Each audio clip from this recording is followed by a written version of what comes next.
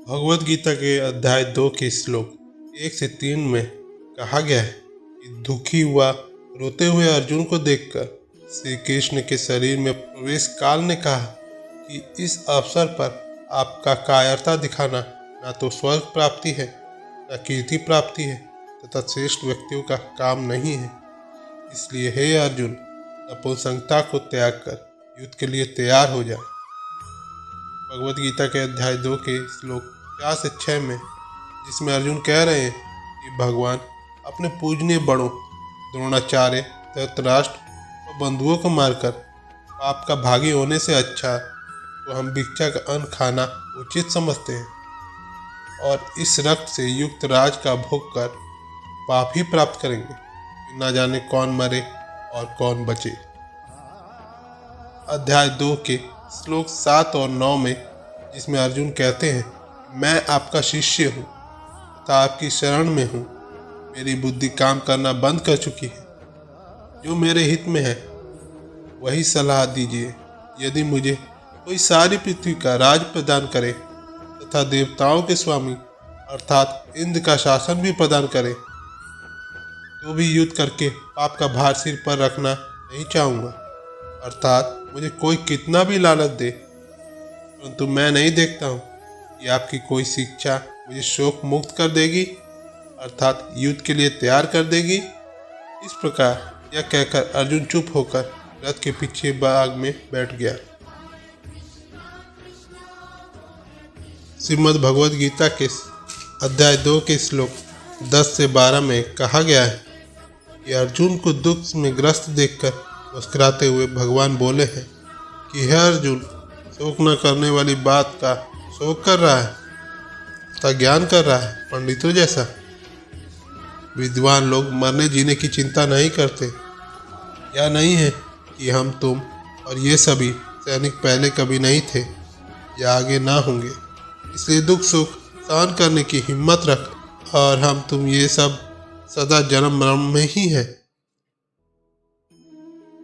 भगवद गीता के अध्याय 2 श्लोक 13 से 25 में कहा गया है कि अर्जुन, सब प्राणी जन्म मरण में है परंतु अविनाशी तो उसे जान जिससे संपूर्ण जगत व्याप्त है।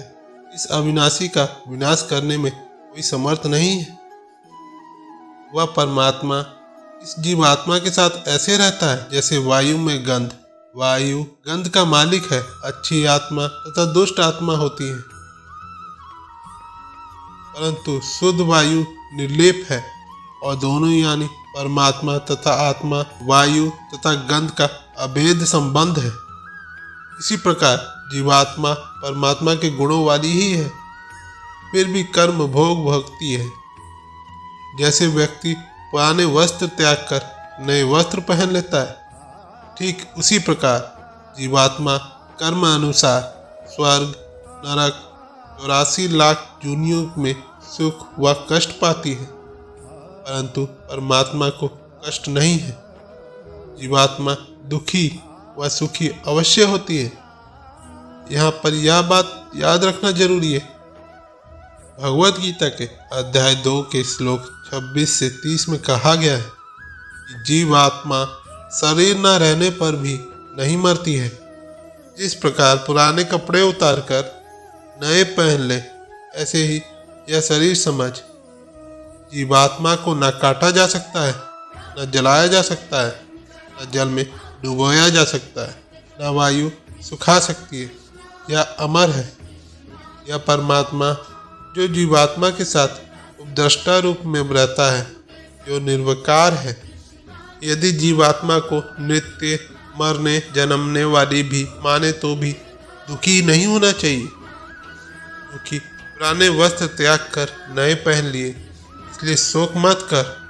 जिसका जन्म हुआ है वह अवश्य मरेगा तथा जो मरेगा उसका जन्म अवश्य है।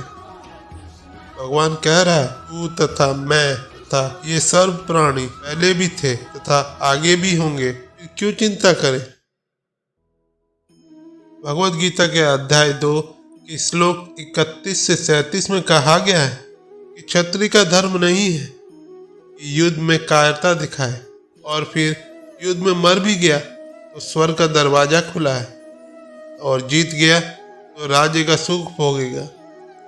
ऐसे अवसर बड़े भाग्य से मिलता है। अर्जुन, तेरे तो दोनों हाथों में लड्डू है।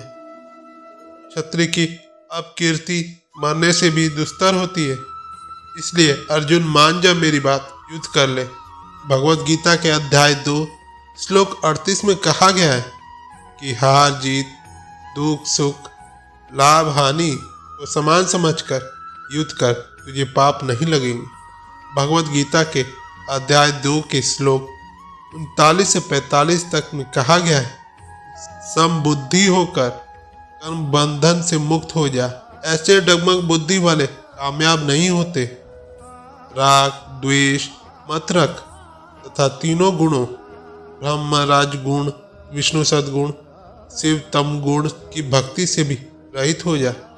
योगक्षेम से भी रहित हो जा तथा पूर्ण परमात्मा के आश्रित हो जा। श्रीमद् भगवद गीता के अध्याय 2 के श्लोक 46 में कहा गया है कि जिस प्रकार सब ओर से परिपूर्ण जलाशय को प्राप्त हो जाने पर छोटे से तलैया के प्रति जो आस्था रह जाती है, इसी प्रकार तत्व ज्ञान को प्राप्ति तत्वदर्शी संत की आस्था अन्य ज्ञानों में रह जाती है।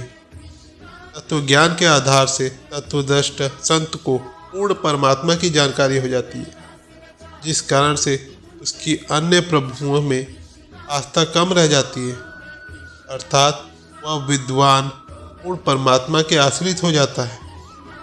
तीन लोक की साधना त्याग कर सतलोक की साधना करता है। पूर्व समय में सिंचाई तथा पानी पीने का स्रोत जलाशय ही होता है।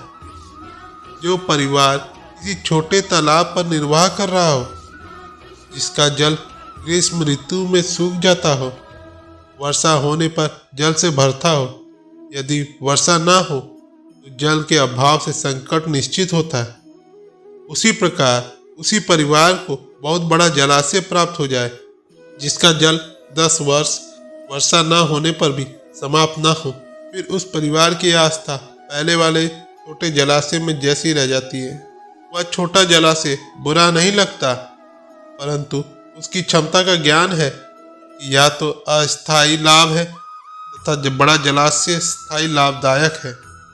वह परिवार तुरंत बड़े जलाशय के निकट अपना डेरा डाल देता है। इसी प्रकार पूर्ण परमात्मा सत्पुरुष के लाभ को दिलाने वाला तत्वदर्शी संत मिलने के पश्चात साधक की आस्था अन्य प्रभुओं में जैसे उपरोक्त छोटे जलाशय में रह जाती है, ऐसे रह जाती है। अन्य प्रभु बुरे भी नहीं लगते, परंतु उनकी क्षमता का ज्ञान हो जाने से पूर्ण परमात्मा में स्वतः श्रद्धा अधिक बन जाती है। इस साधक पूर्ण परमात्मा से भी लाभ प्राप्ति का प्रयत्न करता है, अन्य प्रभुओं की प्राप्ति की इच्छा नहीं करता। श्रीमद् भगवद गीता के अध्याय 2 के श्लोक 47 में कहा गया है कि कर्म करो, फल की इच्छा मत करो। श्रीमद् भगवद गीता अध्याय 2 श्लोक 48 से 50 में कहा गया है कि शास्त्र विधि अनुसार भक्ति कर्म एक प्रभु का करना ही सहकर है। आपको सिद्धि प्राप्त हो या ना हो, इस बात को भूल जा, प्रभु जो करता है वह अच्छा ही होता है। यह ध्यान में रखकर साधना करते रहे। पहले वाले सर्व शास्त्र विरुद्ध भक्ति कर्म त्याग दे, चाहे वे तुझे अच्छे भी लगते हैं, तथा अन्य दूषित कर्म जैसे मांस, मदिरा, तंबाकू, चोरी, ठगी या विचार आदि भी त्याग कर तत्वदर्शी संत द्वारा बताए गए भक्ति मार्ग के प्रत्येक नियम का पालन करते हुए साधना करना ही बुद्धिमत्ता है। कुंत अर्थात अच्छे कर्म जो चाहे साधक के दृष्टिकोण से अच्छे भी लगते हों, उन्हें गुरु आदेश से त्याग देने से भी लाभ है। जब एक भिखारी को एक धार्मिक व्यक्ति ने 100 रुपये अच्छे कर्म जानकर दे दिए। पहले वह शराब पीता था। उस दिन आधी बोतल उस भिखारी ने मदिरा का सेवन किया तथा अपनी पत्नी को पीट डाला। उसकी पत्नी बच्चों के सहित कुएं में गिरकर मृत्यु को प्राप्त हो गई। ऐसा अपनी सूझबूझ का अच्छा कर्म अर्थात पुण्य भी नहीं करना चाहिए। केवल गुरुदेव के आदेशों का पालन करना ही सत्य भक्ति में हितकर है।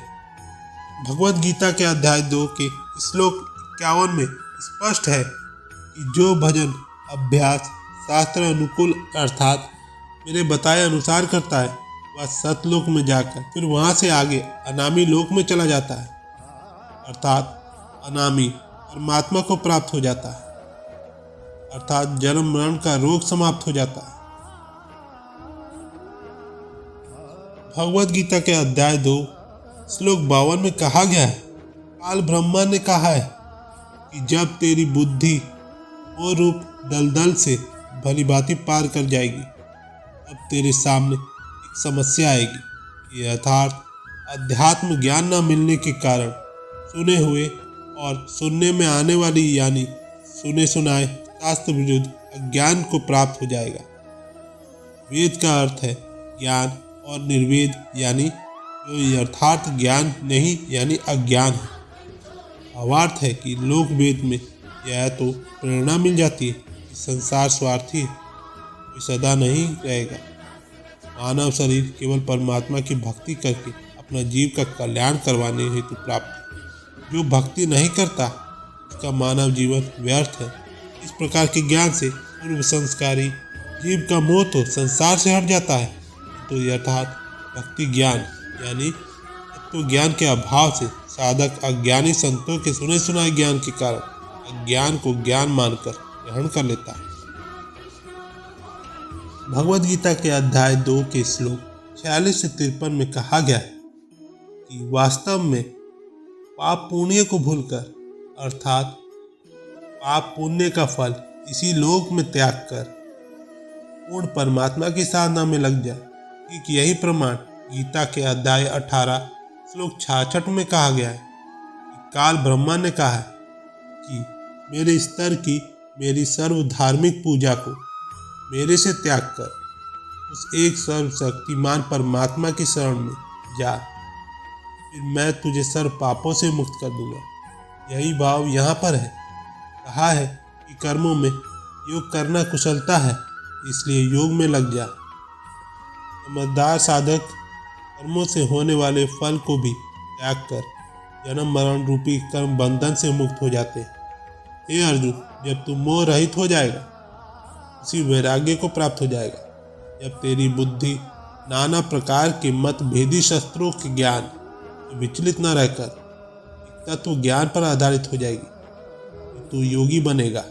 जैसे छोटे तालाब के प्रति मनुष्य का मन अपने आप हट जाता है जब उसे बड़े तालाब का जलाशय भी प्राप्त हो जाता है, इसी प्रकार पूर्ण परमात्मा का ज्ञान हो जाने के बाद छोटे भगवान ब्रह्मा विष्णु महेश देवी देवताओं माता तथा काल ब्रह्म तथा परम ब्रह्मा आदि से मन हटकर पूर्ण परमात्मा की मुक्ति करके पूर्ण परमात्मा की भक्ति करके उसके अनामी परम पद को अर्थात सतलोक से भी आगे अनामी लोक में चला जाता है। जन्म मरण से पूर्ण रूप से छूट जाता है।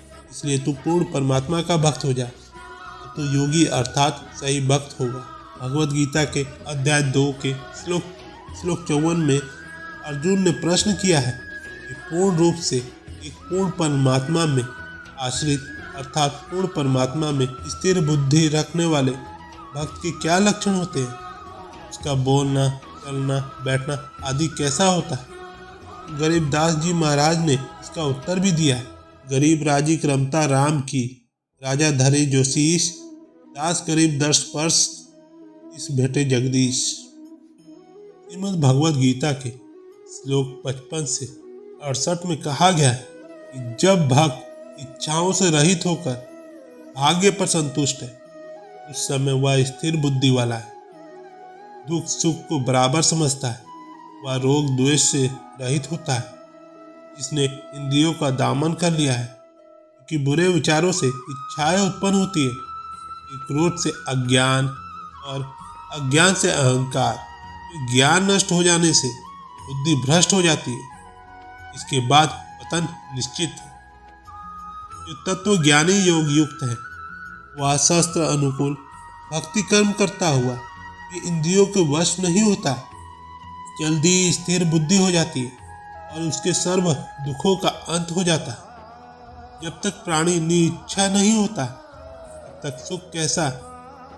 इंद्रियां मन को वैसे ही विवश कर लेती हैं जैसे पानी में नौका वायु में वश हो जाती है, अर्थात इसकी इंद्रिया वश में है, उनकी बुद्धि स्थिर जान है। भगवद गीता के अध्याय 2 के श्लोक 69 से 72 में लिखा है कि रात्रि में 2 प्रकार के प्राणी जागते हैं, एक विषयों का प्रेमी, इसमें काम, वश, क्रोध या धन इकट्ठा करने वाला यानी विकारों में लीन जागता है, उसके लिए वह रात ही दिन के समान है।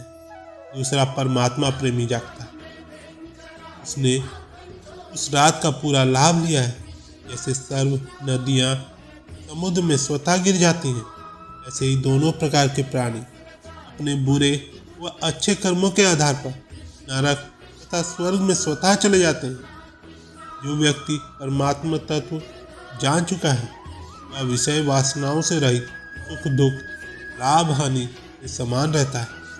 जैसे समुद्र में नदियाँ गिरकर भी समुद्र को विचलित नहीं करती, इसी प्रकार वह व्यक्ति सर्व इच्छा, ममता व अहंकार रहित होकर शांति को प्राप्त होता है। जो साधक विषय विकार रहित होकर मन वश करके इंद्रियों का दमन करे और वह काम, क्रोध, मोह, लाभ, मोह, लोभ, अहंकार को समाप्त करके अंतिम समय में भी विचलित नहीं होता, केवल वही प्राणी निर्वाण ब्रह्म को प्राप्त हो जाता है।